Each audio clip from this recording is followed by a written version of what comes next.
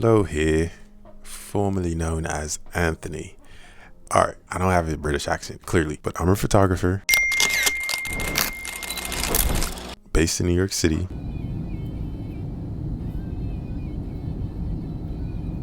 If you know me, you know I moved here 2 years ago to pursue photography, and it's going amazing.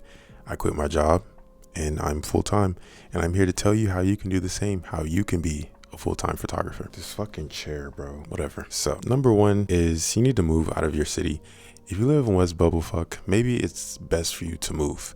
Like I previously mentioned, I moved to New York City to pursue photography. I know that New York is the richest city in the country and it's the photography mecca. Those two things spoke to me, and I decided to choose New York as my place to pursue my dreams. If you want to move to LA or Chicago or Miami or out the country to Paris, London, do what you need to do. But I always tell people moving is the best thing that you can do, especially in your 20s. Moving just allows you to run into people that you necessarily wouldn't even have access to if you lived in your small town in West Bubblefuck. And that leads me to my second step is networking. New York has some of the most important people, some of the richest people, billionaires, millionaires, artists, creatives, all the people that you would need in order to pursue your creative dreams and to make money in the city. Networking. I have met business partners. We've done business together. I've met clients just off going out and networking. I've done it all. Simply just getting dressed, going out, even recording videos and just putting yourself out there online. That all helps you to make money eventually. Whether it takes a month, 2 months, 2 years, eventually you're going to start to make money. Number 3 is post content. I'm tired of people saying that they want to achieve certain things and goals, but they're a robot. Nobody knows who you are. You're playing into that mystique, that mysterious factor that you think is gonna get you somewhere. You're not Frank Ocean. You need to get on camera and talk to the camera and explain why people even should work with you. That's how I was able to quit my job within 2 months of just posting on TikTok. I posted on TikTok a video. As someone who's soon gonna be the world's biggest and best photographer, these are the type of photos that I deliver.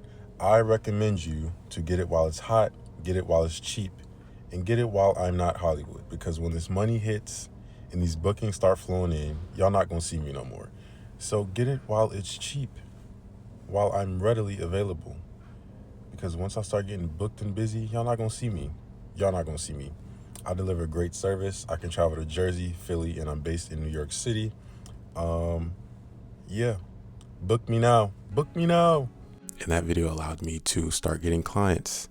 And then it just built up into getting bigger clients, paying me more money, doing bigger and better shoots, getting better at my craft. It's by simply posting online.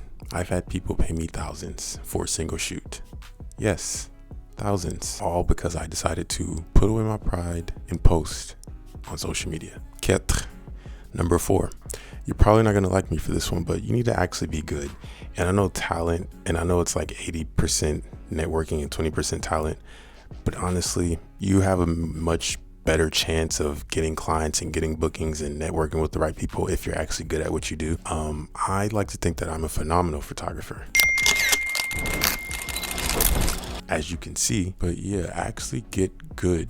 And honestly, when you're good at your craft, it builds confidence and it allows you to even be able to network with the people that you're targeting. Because if your work is weak, sure, you can be great at communicating, great at having social skills, but if your work is weak, you won't have as much confidence to speak on your work because it's weak. A huge reason why I'm able to book clients, because the way I speak about my work is I'm extremely confident in it, and that's what allowed me to quit my job and make money from what I love doing. So get good, get confident, book clients, quit, make money, and more money, and more money, and more money.